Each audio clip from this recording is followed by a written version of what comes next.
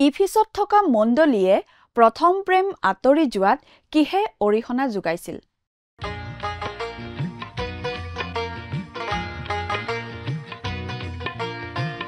আজিৰে পবিত্ৰ ক্ষণতে উজলি উঠা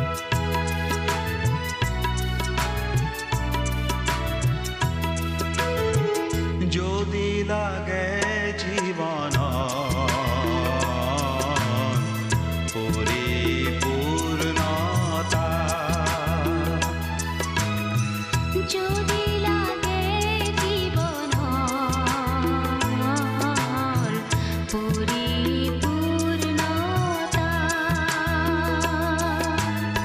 প্রভু যিশুর কাকলে আহা প্রভু যিশুর কাকলে আহা প্রভু যিশুর কাকলে আহা প্রভু যিশুর কাকলে আহা কেবল তেওঁতে ভৰসা কৰি তুমি ঈশ্বৰৰ সন্তান হবা কেবল তেওঁতে ভৰসা কৰি তুমি ঈশ্বৰৰ সন্তান হবা যদি লাগে জীৱন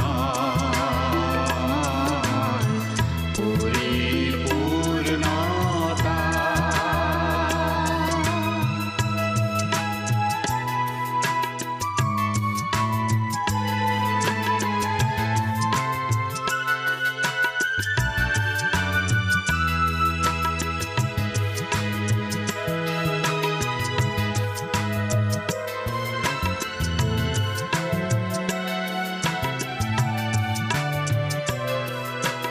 পুৰণি জীৱনৰ পংকিলতা দূৰ কৰিব তুমি নতুন হবা তেওঁৰ প্ৰেমৰ বাণী বিলাবলে জ্ঞান বুদ্ধি আৰু সাহস পাবা পুৰণি জীৱনৰ পংকিলতা দূৰ কৰিব তুমি নতুন হবা তেওঁৰ প্ৰেমৰ বাণী বিলাবলে জ্ঞান বুদ্ধি আৰু সাহস পাবা যদি লাগে জীৱন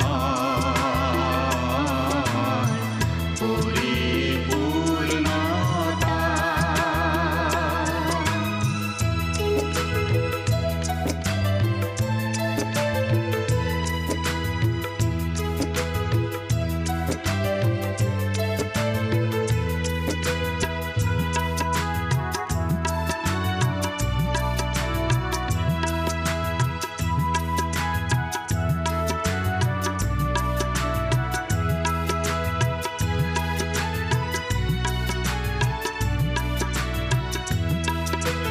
জীৱনৰ প্ৰতিটো প্ৰয়োজনৰ প্ৰতিটো বিষয় আৰু প্ৰতিটো ক্ষণৰ জীৱনৰ প্ৰতিটো প্ৰয়োজনৰ প্ৰতিটো বিষয় আৰু প্ৰতিটো ক্ষণৰ নমস্কাৰ, আমাৰ ভক্তিবচন অনুষ্ঠানলৈ আপোনাক স্বাগতম জনাইছোঁ।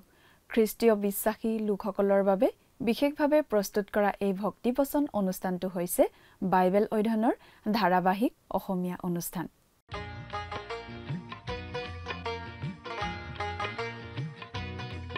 প্ৰিয় দৰ্শক, আপুনি যদি আমাৰ আগৰ অনুষ্ঠানটো শুনিছিল তেনেহলে আপোনাৰ নিশ্চয় মনত আছে যে আমি এতিয়া বাইবেলৰ নতুন নিয়ম খণ্ডৰ প্ৰকাশিত বাক্য নামৰ পুস্তকখন অধ্যয়ন কৰি আছো আৰু যোৱা অনুষ্ঠানত আমি এই প্ৰকাশিত বাক্য পুস্তকৰ 1 নম্বৰ অধ্যায়ৰ 19 নম্বৰ পদৰ পৰা 2 নম্বৰ অধ্যায়ৰ 1 নম্বৰ পদলৈকে পঢ়ি তাৰ ভিত্তিত আগবঢ়োৱা আলোচনা শুনিবলৈ পালো।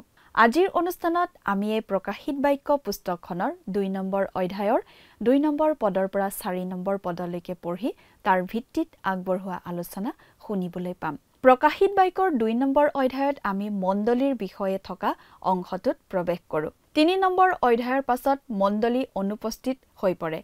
4 নম্বৰ অধ্যায়লৈকে মণ্ডলীৰ কথা 19 বাৰ উল্লেখ কৰা হৈছে, কিন্তু 4 অধ্যায়ৰ পৰা 20 অধ্যায়লৈকে মণ্ডলীৰ কথা এবাৰো উল্লেখ কৰা হোৱা নাই, কাৰণ এই সময়ছোৱাত মণ্ডলীক পৃথিৱীৰ পৰা আঁতৰাই পেলোৱা হ'ব।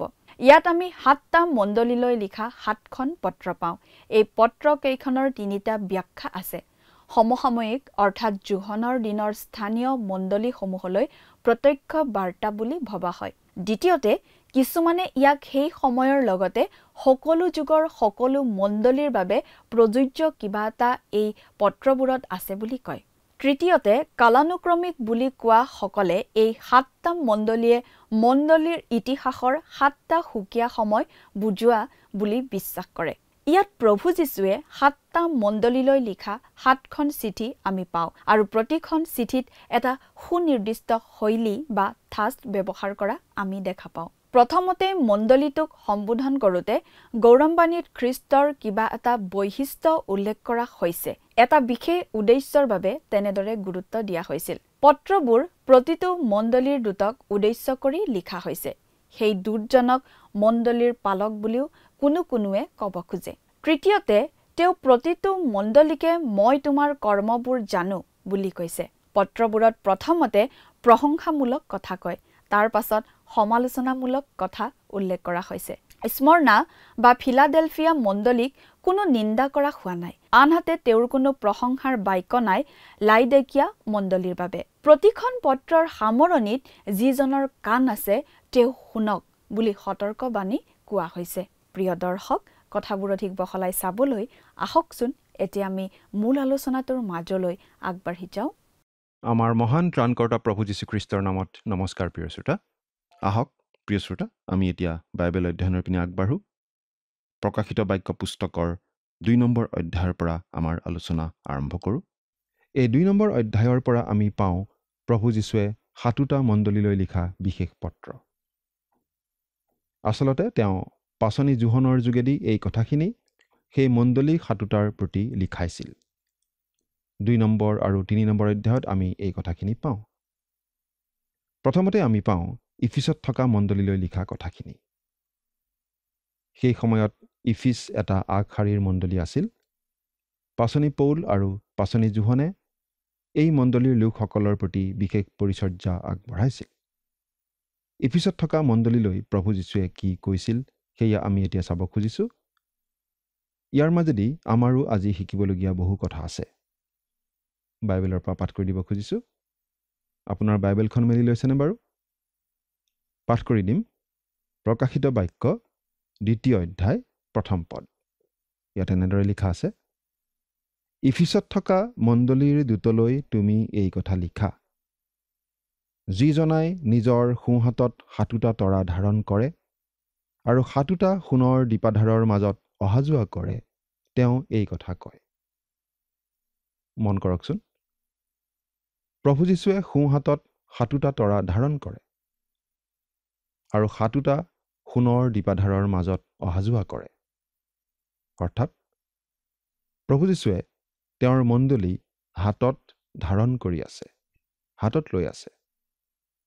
মণ্ডলী সম্পূৰ্ণৰূপে তেওঁৰেই অধীন, তেওঁৰেই নিয়ন্ত্ৰণত। অৱশ্যে এতিয়া মণ্ডলীবোৰ তেওঁৰ নিয়ন্ত্ৰণত নাই যেন লাগে, কাৰণ মণ্ডলীবোৰে নিজৰ কথামতে চলি থকা যেন আমাৰ লাগে, নহয়নে বাৰু? তেওঁ অহা যোৱা কৰে মণ্ডলীসমূহৰ মাজত, অৰ্থাৎ তেওঁ মণ্ডলীসমূহ এতিয়াও চাই আছে, বিচাৰ কৰি আছে, সকলো কথা তেওঁ লক্ষ্য কৰি আছে। ইফিছত থকা মণ্ডলীৰ প্ৰতি প্ৰভু যীশুৱে 7টা প্ৰশংসামূলক কথা কৈছে। সেইবোৰ আমি এটা এটাকৈ চাই যাম। 2 আৰু 3 এই পদ দুটা পঢ়ি দিছোঁ। তোমাৰ কৰ্ম, পৰিশ্ৰম আৰু ধৈৰ্য মই জানো যে তুমি দুষ্টবিলাকক সহিব নোৱাৰা, আৰু যিবিলাকে নিজকে পাচনি বোলে কিন্তু পাচনি নহয়, তেওঁবিলাকক পৰীক্ষা কৰি মিছা পালা আৰু তুমি ধৈৰ্য ধৰি মোৰ নামৰ নিমিত্তে সহন কৰি শ্ৰান্ত নহলা। তোমাৰ কৰ্ম মই জানো। প্ৰথমতে আমি এই কথা মনত পেলাই দিব খুজিছোঁ যে এই কথাখিনি প্ৰভু যীশুৱে বিশ্বাসীসকললৈ লিখিছে, কাৰণ তেওঁ মণ্ডলীলৈ লিখিছে। কিন্তু আমি এই কথা মনত ৰখা উচিত যে আমি সৎকৰ্মৰ বলত পৰিত্ৰাণ লাভ নকৰোঁ। আমাৰ সৎকৰ্ম বা ধাৰ্মিকতাৰ বলত আমি পৰিত্ৰাণ অৰ্জন কৰিব নোৱাৰোঁ। প্ৰভু যীশুৱে এই হেৰাই থকা জগতখনক সৎকৰ্ম কৰি পৰিত্ৰাণ অৰ্জন কৰিবলৈ কোৱা নাই। আমি প্ৰভু যীশুত বিশ্বাস স্থাপন কৰি ঈশ্বৰৰ অনুগ্ৰহৰ বলতহে পৰিত্ৰাণ লাভ কৰোঁ। বাইবেলত এনেদৰে লিখা আছে, কিন্তু তেওঁ নিজ দয়া অনুসাৰে নতুন জন্মৰ স্থান আৰু পবিত্ৰ আত্মাই নতুন কৰাৰ দ্বাৰাই আমাৰ পৰিত্ৰাণ কৰিলে। তিত 3 অধ্যায় 5 নম্বৰ পদ। আকৌ ৰোমিয়া 4 অধ্যায় 5 নম্বৰ পদত পাচনি পৌলে এনেদৰে কৈছে, কিন্তু যিজনে কৰ্মকাৰী নহৈ ঈশ্বৰ ভক্তিহীনক ধাৰ্মিক বুলি গণিত কৰা জনাত বিশ্বাস কৰে, তেওঁৰ সেই বিশ্বাস ধাৰ্মিকতাৰ অৰ্থে গণিত হয়। খ্ৰীষ্টই তেওঁৰ নিজৰ লোকসকলক অৰ্থাৎ খ্ৰীষ্টীয় বিশ্বাসীসকলকহে এনেদৰে কৈছে, তোমাৰ কৰ্ম মই জানো। প্ৰিয় শ্ৰোতা, প্ৰভু যীশুক ত্ৰাণকৰ্তা বুলি গ্ৰহণ কৰি পৰিত্ৰাণ লাভ কৰাৰ পাছতহে প্ৰভু যীশুৱে আপোনাক সৎকৰ্মৰ বিষয়ে কথা কয়। আৰু এই বিষয়ে তেওঁৰ বহু কথাই ক'বলগীয়া আছে। কিয়নো অনুগ্ৰহেৰেহে বিশ্বাসৰ দ্বাৰাই তোমালোকে পৰিত্ৰাণ পালা, আৰু সেয়ে তোমালোকৰ পৰা নহয়, ঈশ্বৰৰহে দান। কোনেও যেন শ্লাঘা কৰিব নোৱাৰে, এই নিমিত্তে সেয়ে কৰ্মৰ পৰাও নহয়। ইফিচিয়া 2 অধ্যায় 8 আৰু 9 পদ। আকৌ 10 নম্বৰ পদত এনেদৰে কৈছে, কিয়নো আমি তেওঁৰ কাৰিকৰী, আৰু যি সৎকৰ্মত আমি চলিবলৈ ঈশ্বৰে আগেয়ে পথস্বৰূপে প্ৰস্তুত কৰিলে, সেই সৎকৰ্মৰ কাৰণে আমি খ্ৰীষ্ট যীশুত সৃষ্ট হলোঁ। পাচনি পৌলে তিতলৈ এনেদৰে লিখিছিল, ঈশ্বৰক জানো বুলি তেওঁবিলাকে মুখেৰে স্বীকাৰ কৰে, কিন্তু কাৰ্যেৰে অস্বীকাৰ কৰে। তেওঁবিলাক ঘিনলগীয়া, আজ্ঞা নমনা আৰু সকলো সৎকৰ্মত অকামিলা। তিত 1 অধ্যায় 16 পদ। এজন লোকে এনেদৰে মন্তব্য কৰিছিল, খ্ৰীষ্টিয়ান ব্যক্তি এটা মূল্যৱান ঘড়ীৰ নিচিনা হ'ব লাগে, একেবাৰে সোণেৰে নিৰ্মিত, খোলা মুখৰ, ভালদৰে নিয়ন্ত্ৰণ কৰিব পৰা, নিৰ্ভৰযোগ্য আৰু সৎকৰ্মেৰে পৰিপূৰ্ণ। পাচনি পৌলে ইফিচিয়াবিলাকলৈ লিখা পত্ৰত কৈছিল, তোমালোক পবিত্ৰ আত্মাৰে পৰিপূৰ্ণ হোৱা। এই কথা আমি ইফিচিয়া পত্ৰ 5 নম্বৰ অধ্যায়ৰ 18 নম্বৰ পদত পাওঁ। পাচনি পৌলে কোৱা কথাকে যেন প্ৰভু যীশুৱে ইফিচিয়া মণ্ডলীক আকৌ কৈছে। পাচনি পৌলে তেওঁলোকক কৈছিল, পবিত্ৰ আত্মাৰে পৰিপূৰ্ণ খ্ৰীষ্টীয় বিশ্বাসী হিচাপে তেওঁলোকে কি কৰিব পাৰে সেই কথা। আৰু এতিয়া প্ৰভু যীশুৱে তেওঁলোকক প্ৰশংসা কৰিছে তেওঁলোকৰ সৎকৰ্মৰ কাৰণে। দ্বিতীয়তে, তোমাৰ পৰিশ্ৰম মই জানো। প্ৰথমতে প্ৰভু যীশুৱে ক'লে, মই তোমাৰ কৰ্ম জানো বুলি, আৰু তাৰ পাছত কৈছে, মই তোমাৰ পৰিশ্ৰম জানো বুলি। কৰ্ম আৰু পৰিশ্ৰমৰ মাজত বাৰু পাৰ্থক্য কি? পৰিশ্ৰম শব্দটোৰ লগত দুখ, ভাগৰ, ক্লান্তি, অৱসাদ আদি ভাৱ জড়িত হৈ থাকে। আমি সুসবাৰ্তা কেইখন পঢ়োঁতে পাইছিলোঁ যে প্ৰভু যীশু এই জগতত মানুহৰূপে থাকোঁতে দীঘলীয়া যাত্ৰাৰ ফলত তেওঁৰ ভাগৰ লাগিছিল। তেনেকুৱা ধৰণৰ ভাগৰ এই ইফিচিয়া মণ্ডলীয়েও পাইছিল। প্ৰভু যীশুৰ হকে কাম কৰি কৰি তেওঁলোকে শাৰীৰিকভাৱে বহুত পৰিশ্ৰম কৰিব লগা হৈছিল, মানসিকভাৱেও নিশ্চয় পৰিশ্ৰম কৰিব লগা হৈছিল। তেওঁলোকৰ সেই সকলো পৰিশ্ৰমৰ কথা প্ৰভু যীশুৱে মনত ৰাখিছে। তৃতীয়তে, তোমাৰ ধৈৰ্যৰ কথা মই জানো। ধৈৰ্য হৈছে পবিত্ৰ আত্মাৰ এটা ফল। পবিত্ৰ আত্মাৰে নিয়ন্ত্ৰিত হৈ জীৱন যাপন কৰিলে জীৱনত ধৈৰ্যও প্ৰকাশ পাবই। ধৈৰ্য মানে দুখ, কষ্ট, বেজাৰ আদিত বিচলিত নোহোৱা, সাহস হেৰাই নেপেলোৱা অৱস্থা এটা। চতুৰ্থতে, জানো যে তুমি দুষ্টবিলাকক সহিব নোৱাৰা। অৰ্থাৎ ইফিচিয়া মণ্ডলীয়ে দুষ্ট লোকক প্ৰশ্ৰয় নিদিছিল। দুষ্ট লোকক সহিব নোৱাৰা মানে তেওঁলোকে দুষ্ট লোকৰ লগত কোনো সহভাগিতা নাৰাখিছিল। এই কথা আমিও মনত ৰখা উচিত। আমি মানুহক ভাল পাব লাগে, আনক ঘিণ কৰিব নালাগে, কিন্তু সেই বুলি আমি দুষ্ট লোকক প্ৰশ্ৰয় দিব নালাগে। পঞ্চমতে, আৰু যিবিলাকে নিজকে পাচনি বোলে কিন্তু পাচনি নহয়, তেওঁবিলাকক পৰীক্ষা কৰি মিছা পালা। অৰ্থাৎ তেওঁলোকে তেওঁলোকৰ ওচৰলৈ আহি নিজকে পাচনি বুলি চিনাকি দিয়া প্ৰতিজন লোককেই পৰীক্ষা কৰি চাইছিল। কাকো তৎক্ষণাত বিশ্বাস কৰি নলৈছিল। তেওঁলোকে নিজকে পাচনি বুলি চিনাকি দিয়া মানুহবোৰক সুধিছিল তেওঁলোকে পুনৰুত্থিত যীশুক দেখা পাইছেনে নাই বুলি। আৰু সোনকালেই বুজি পাইছিল তেওঁলোক সঁচাকৈয়ে পাচনি হয়নে নহয়।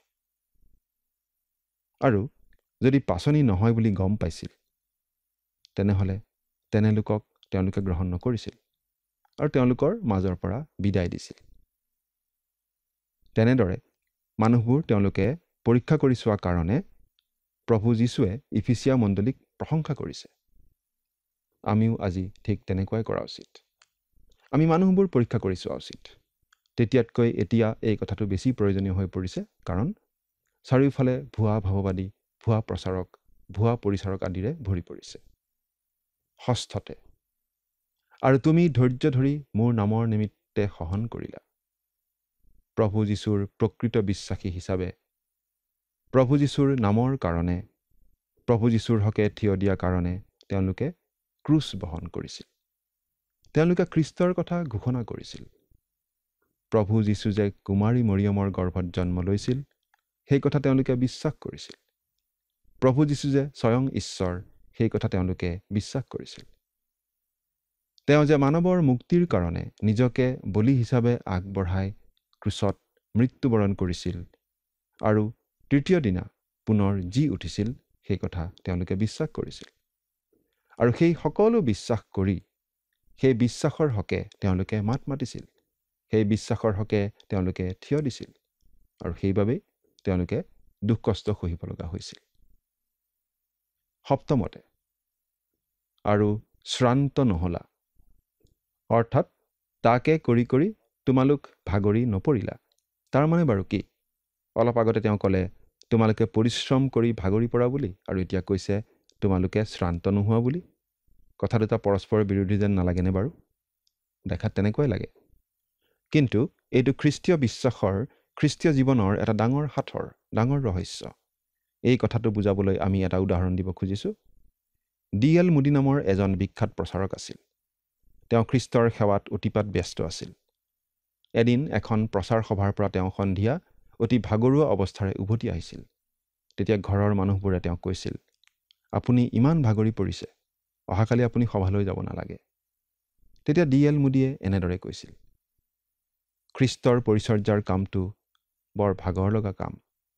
মোৰ ভাগৰ লাগে, কিন্তু খ্ৰীষ্টৰ পৰিচৰ্যা কৰি কৰি মই ভাগৰি পৰা নাই, গতিকে মই পৰিচৰ্যা কৰি যাম। কথাটো অলপ ভালদৰে চিন্তা কৰি চাওকচোন। সৰু কেঁচুৱা এটাৰ আলপৈচান ধৰাটো নিশ্চয় মাকৰ কাৰণে অতি ভাগৰ লগা কাম। কিন্তু কেঁচুৱাটোৰ আলপৈচান ধৰিবলৈ মাকে জানো এৰি দিয়ে? কেঁচুৱাটোৰ আলপৈচান ধৰি ধৰি মাকৰ জানো আমনি লাগে? কথাটো ঠিক তেনেকুৱা। প্ৰিয় শ্ৰোতা, খ্ৰীষ্টৰ কাম কৰাটো শাৰীৰিকভাৱে ভাগৰ লগা কাম হ'ব পাৰে, কিন্তু খ্ৰীষ্টৰ কাম কৰি কৰি আমাৰ আমনি লগাটো উচিত নহয়। এনেদৰে প্ৰভু যীশুখ্ৰীষ্টই ইফিচিয়া মণ্ডলীৰ 7টা প্ৰশংসনীয় কথা উল্লেখ কৰিছে। এই কথাখিনি 50 দিনীয়া পৰ্বৰ দিনৰ পৰা 100 চনমানৰ সময়খিনিৰ মাজৰ খ্ৰীষ্টীয় মণ্ডলীৰ ক্ষেত্ৰত খাটে। সেই আদি মণ্ডলীৰ ক্ষেত্ৰত খাটে। ইফিচিয়া মণ্ডলীয়ে এই বিশেষ সময়ছোৱাৰ খ্ৰীষ্টীয় মণ্ডলীৰ প্ৰতিনিধিত্ব কৰে। কিন্তু ইফিচিয়া মণ্ডলীৰ প্ৰতি প্ৰভু যীশুখ্ৰীষ্টই এটা সমালোচনামূলক কথাও কৈছে, সেইটোও আমি মন কৰা উচিত। 4 নম্বৰ পদত এনেদৰে লিখা আছে, তথাপি তোমাৰ বিৰুদ্ধে মোৰ কথা আছে যে তুমি তোমাৰ প্ৰথম প্ৰেম এৰিলা। তেওঁলোকে প্ৰভু যীশুৰ প্ৰতি প্ৰথম প্ৰেম এৰিলে।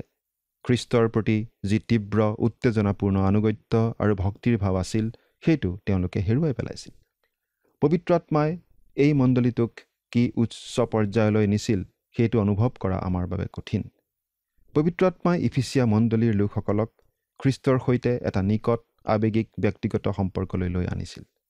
তেওঁলোক এনেকুৱা এটা অৱস্থালৈ আহিছিল যে তেওঁলোকে প্ৰভু যীশুক ক'ব পাৰিছিল, আমি আপোনাক ভাল পাওঁ। এই কথাটো আমি আজি বেছি দৰকাৰী কথা বুলি নাভাবিব পাৰোঁ, কিন্তু খ্ৰীষ্টৰ প্ৰতি তেওঁলোকৰ যি প্ৰেম, সেই প্ৰেম খ্ৰীষ্টই অতি প্ৰয়োজনীয় বুলি ভাবে। তেওঁ কৈছে, তোমালোকে তোমালোকৰ সেই শ্ৰেষ্ঠ প্ৰেম এৰিলা। তেওঁলোকে নিশ্চয় খ্ৰীষ্টক প্ৰেম কৰিবলৈ এৰি দিয়া নাছিল, কিন্তু প্ৰেম লাহে লাহে কমি যাব ধৰিছিল। আজি আমাৰ বাবে এই কথাটো বুজি পাবলৈ অলপ টান লাগিব পাৰে। আজি জগতৰ চিন্তাধাৰণাই মণ্ডলীসমূহত যেনেদৰে প্ৰভাৱ পেলাব ধৰিছে যে সেই আদি মণ্ডলীয়ে খ্ৰীষ্টৰ প্ৰতি প্ৰদৰ্শন কৰা তীব্ৰ শিহৰণকাৰী উৎসাহজনক প্ৰেমৰ কথা বুজি পোৱাটো আমাৰ বাবে টান হৈ পৰিছে। আদি মণ্ডলীয়ে তাত্ত্বিক দিশত বা বিশ্বাসৰ দিশত পথভ্ৰষ্ট হোৱা নাছিল, কিন্তু প্ৰভু যীশুখ্ৰীষ্টৰ সৈতে থকা ব্যক্তিগত সম্বন্ধৰ ক্ষেত্ৰতহে তেওঁলোক পথভ্ৰষ্ট হ'ব ধৰিছিল। ইফিছ আছিল অতি আকৰ্ষণীয় নগৰ। নানা ধৰণৰ আকৰ্ষণ সেই নগৰখনত আছিল। সেই আকৰ্ষণবিলাকে খ্ৰীষ্টীয় বিশ্বাসীসকলক খ্ৰীষ্টৰ প্ৰতি থকা তেওঁলোকৰ প্ৰেমৰ পৰা আঁতৰাই নিব ধৰিছিল। সেই ইফিছ মণ্ডলীয়ে প্ৰভু যীশুখ্ৰীষ্টৰ শুভবাৰ্তা ঘোষণা কৰাৰ ক্ষেত্ৰত ইমান সফল হৈছিল যে প্ৰায় 2.5 কোটি মানুহে, আনকি ৰোমিয়া শাসনকৰ্তাসকলেও সেই শুভবাৰ্তা শুনিবলৈ সুবিধা পাইছিল। সেই অঞ্চলত ঈশ্বৰৰ আত্মাৰ এনেকুৱা কাৰ্য দেখিবলৈ পোৱা গৈছিল যে তেনে উদাহৰণ আজিলৈকেই পাবলৈ নাই বুলি ক'ব পাৰি।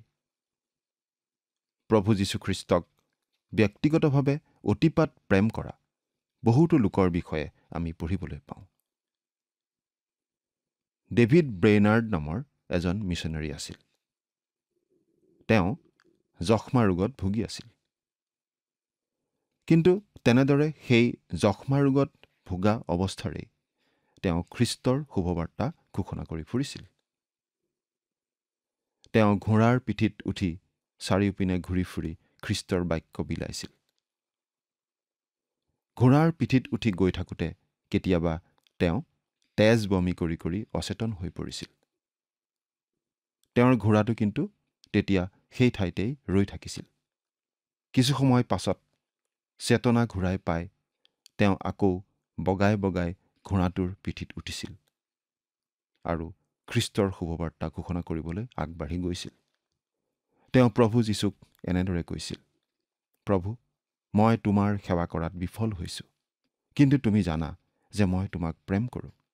খ্ৰীষ্টৰ সৈতে তেওঁৰ সম্বন্ধ আছিল ইমান নিকট, ইমান মধুৰ। খ্ৰীষ্টৰ সৈতে আমাৰ বাৰু সম্বন্ধ কেনে? আমি পৰীক্ষা কৰি চোৱা উচিত নহয়নে? প্ৰিয় শ্ৰোতা, আজিও প্ৰভু যীশুখ্ৰীষ্টৰ সৈতে তেনেকুৱা এটা সম্বন্ধ থকাটো আমাৰ বাবে অতি প্ৰয়োজনীয়। আজি প্ৰভু যীশুখ্ৰীষ্টৰ পৰিচৰ্যাৰ কাৰণে খ্ৰীষ্টীয় বিশ্বাসীসকলক নানা ধৰণৰ প্ৰশিক্ষণ দিয়া আমি দেখিবলৈ পাওঁ। নানা ধৰণৰ পদ্ধতিৰ কথা তেওঁলোকক শিকোৱা হয়। বিভিন্ন নীতি নিয়ম আদিৰ কথা তেওঁলোকক শিকোৱা হয়। মনোবৈজ্ঞানিক বিষয় কিছুমানৰ কথাও তেওঁলোকক শিকোৱা হয়। কিন্তু সকলোতকৈ প্ৰয়োজনীয় কথাটো কি জানেনে প্ৰিয় শ্ৰোতা? খ্ৰীষ্টীয় পৰিচৰ্যাৰ বাবে সকলোতকৈ প্ৰয়োজনীয় কথাটো হৈছে প্ৰেম। প্ৰভু যীশুখ্ৰীষ্টৰ প্ৰতি যদি প্ৰেম থাকে তেন্তে প্ৰায় যিকোনো ধৰণৰ পদ্ধতিয়েই সফল হ'ব। প্ৰভু যীশুখ্ৰীষ্টৰ প্ৰতি প্ৰেম যদি নাথাকে তেতিয়াহ'লে বিভিন্ন ধৰণৰ অত্যাধুনিক প্ৰশিক্ষণ ল'লেও বিশেষ একো লাভ নাই। প্ৰভু যীশুখ্ৰীষ্টৰ প্ৰতি যদি আমাৰ অন্তৰত প্ৰেম থাকে তেন্তে আমাৰ খ্ৰীষ্টীয় পৰিচৰ্যা হৈ পৰিব অতি আনন্দদায়ক। আন সকলো সম্বন্ধ হৈ পৰিব আনন্দকৰ। দুজনী ছোৱালীয়ে এটা কাপোৰৰ কাৰখানাত কাম কৰিছিল। দুয়ো খুব ভাল বান্ধৱী আছিল, কিন্তু এজনীয়ে চাকৰি বাদ দিয়াত দুয়োৰে মাজত থকা সম্বন্ধ কমি গৈছিল। এদিন দুয়ো আলিবাটত লগ পালে।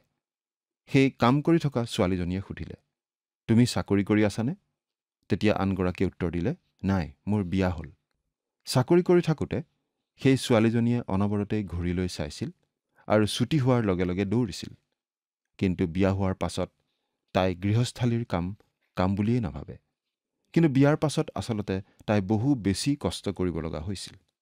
ৰাতিপুৱাতে গিৰিয়েকৰ কাৰণে খোৱা বস্তু তৈয়াৰ কৰিব লাগে, কামলৈ যাবলৈ সাজু কৰি দিব লাগে, গোটেই দিনটো ঘৰৰ ইটো সিটো কাম কৰা, কণ কণ সন্তান দুটিৰ আলপৈচান ধৰা ইত্যাদি ইত্যাদি অনেক কাম তাই কৰিব লাগে। চাকৰি কৰোঁতে 5 বজাৰ লগে লগে তাই কামৰ পৰা ছুটি পাইছিল। কিন্তু এতিয়া ৰাতি দুপৰলৈও ব্যস্ত থাকিব লাগে। কিন্তু তথাপি তাই একো আপত্তি নকৰে। ঘৰৰ কাম তাই একেবাৰে বুজা বুলি নাভাবে। কিয়? কাৰণ তাত প্ৰেম সোমাই আছে। প্ৰিয় শ্ৰোতা, যদি আপোনাৰ পাৰিবাৰিক জীৱন, আপোনাৰ মণ্ডলীৰ জীৱন আপোনাৰ বাবে বুজাস্বৰূপ হৈ পৰিছে, তেন্তে সেইটো নিশ্চয় চিন্তা কৰিবলগীয়া কথা। প্ৰভু যীশুখ্ৰীষ্টৰ সৈতে আপোনাৰ সম্বন্ধ ঠিকে থাকিলে এনেকুৱা কেতিয়াও নহয়। প্ৰভু যীশুখ্ৰীষ্টৰ সৈতে আপোনাৰ সম্বন্ধ ঠিক কৰিলে আন সকলোবিলাক কথা ঠিক হৈ পৰিব। সেইবাবেই প্ৰভু যীশুখ্ৰীষ্টই ইফিচিয়া মণ্ডলীক কৈছে, তোমালোকে তোমালোকৰ প্ৰথম প্ৰেম ত্যাগ কৰিলা, ঘূৰি আহা, সেই আগৰ প্ৰেমলৈ ঘূৰি আহা। প্ৰিয় শ্ৰোতা, আপুনি বাৰু প্ৰভু যীশুক শ্ৰেষ্ঠ প্ৰেমেৰে প্ৰেম কৰি আছেনে? তেওঁৰ কাৰণে সৰ্বস্ব ত্যাগ কৰিবলৈ আপুনি বাৰু অনবৰতে সাজুনে? চিন্তা কৰি চাওকচোন। ঈশ্বৰে আপোনাক আশীৰ্বাদ কৰক। আমেন।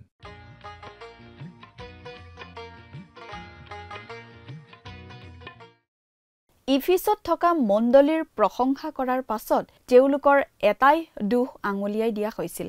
সেইটো হৈছে খ্ৰীষ্টৰ প্ৰতি প্ৰথমতে তেওঁলোকৰ যেনে প্ৰেম, যেনে ভক্তি আছিল, সেই তীব্ৰ আৰু উচ্চাপূৰ্ণ ভক্তি তেওঁলোকে হেৰুৱাই পেলাইছিল। পবিত্ৰ আত্মাই ইফিছত থকা বিশ্বাসীসকলক যীশুখ্ৰীষ্টৰ সৈতে এক ঘনিষ্ঠ আৰু ব্যক্তিগত সম্পৰ্কলৈ আনিছিল। তেওঁলোকক সেই ঠাইলৈ লৈ আহিছিল য'ত তেওঁলোকে প্ৰভুক ক'ব পাৰে, আমি তোমাক ভাল পাওঁ। ইফিচিয়াসকলক কৈ আছিল, তোমালোকে তোমালোকৰ সেই উত্তম প্ৰেম এৰি দিছা। সেই প্ৰেমৰ পৰা সিহঁত একেবাৰে আঁতৰি যোৱা নাছিল যদিও তেনেকুৱা হ'ব ধৰিছিল। ইফিছ এখন ডাঙৰ চহৰ আছিল আৰু ইয়াত বহুতো আকৰ্ষণ আছিল যিয়ে বিশ্বাসীসকলক যীশুখ্ৰীষ্টৰ প্ৰতি থকা প্ৰথম প্ৰেমৰ পৰা আঁতৰাই আনিবলৈ আৰম্ভ কৰিছিল। প্ৰিয় দৰ্শক, আজিলৈ আমাৰ অনুষ্ঠানটো ইমানতে সামৰণি মাৰিব খুজিছোঁ। পৰৱৰ্তী অনুষ্ঠানত আপোনালোকক পুনৰ লগ পোৱাৰ আশা ৰাখিছোঁ। সামৰণি মৰাৰ আগতে আহকচোন আমি খন্তেক প্ৰাৰ্থনাত মূৰ দুৱাওঁ। স্বৰ্গত থকা অতি মৰমীয়াল দয়ালু পিতৃ ঈশ্বৰ, ধন্য হওক প্ৰভু তোমাৰ নাম। তোমাৰ পবিত্ৰ বাক্য অধ্যয়নৰ যি সুন্দৰ সময় দিলা তাৰ বাবে প্ৰভুক তোমাক ধন্যবাদ জনাইছোঁ। বিশেষকৈ পিতৃ প্ৰাৰ্থনা কৰিছোঁ এই সময়তে প্ৰতিজন দৰ্শকসকলৰ বাবে তোমাৰ বাক্য বুজি পোৱাত তেওঁলোকক তুমি সহায় কৰা, আৰু বিশেষকৈ প্ৰভু তোমাৰ বাক্য অধ্যয়নৰ যোগেদি যি আমি দানৰ বিষয়ে পিতৃ শিকিছোঁ, আৰু সঁচাকৈ প্ৰভু প্ৰত্যেক তোমাৰ সন্তানসকলে যাতে তোমাৰ পৰিচৰ্যাৰ কাৰণে প্ৰভু নিজৰ হৃদয় খুলি প্ৰভু তেওঁলোকে যাতে দান দিবলৈ পাৰিব, তেনে আশীৰ্বাদ দান কৰিবা। আৰু প্ৰভু তোমাৰ এই সন্তানসকলৰ যদি কিবা অভাৱ অভিযোগবিলাক আছে, সকলোবোৰ প্ৰভু তুমি পূৰণ কৰিবা। এই সকলো যাচনা মহান প্ৰাণকৰ্তা প্ৰভু যীশুখ্ৰীষ্টৰ নামত অৰ্পণ কৰিলোঁ। আমেন। প্ৰিয় দৰ্শক, যোৱা অনুষ্ঠানৰ প্ৰশ্নটোৰ শুদ্ধ উত্তৰটো হৈছে অপশ্যন বি, স্মৰণা। আজিৰ অনুষ্ঠানৰ ওপৰত আধাৰিত প্ৰশ্নটো হৈছে, প্ৰভু যীশুৱে ইফিছত থকা মণ্ডলীৰ প্ৰতি কেইটা প্ৰশংসামূলক বিষয় উল্লেখ কৰিছে? অপশ্যন এ 1টা, অপশ্যন বি 10টা, অপশ্যন চি 7টা, অপশ্যন ডি 5টা। প্ৰিয় দৰ্শক, আজিৰ প্ৰশ্নৰ সঠিক উত্তৰটো আজি সন্ধিয়া 6 বজাৰ আগেয়ে আপোনাৰ নাম আৰু সম্পূৰ্ণ ঠিকনাৰে সৈতে আমালৈ 7429840242 নম্বৰত SMS নাইবা হোৱাটছআপ যোগে প্ৰেৰণ কৰক। প্ৰিয় দৰ্শক, আপুনি যদি আমাৰ এই অনুষ্ঠানৰ যোগেদি আশীৰ্বাদপ্ৰাপ্ত হৈছে আৰু আমাৰ লগত কথা পাতিবলৈ বিচাৰিছে বা আপোনাক প্ৰাৰ্থনাৰ সহায়ো পৰামৰ্শ লাগে, তেন্তে আমালৈ 7429840242 এই নম্বৰত পোনপটীয়াকৈ ফোন কৰিব পাৰিব। ধন্যবাদ।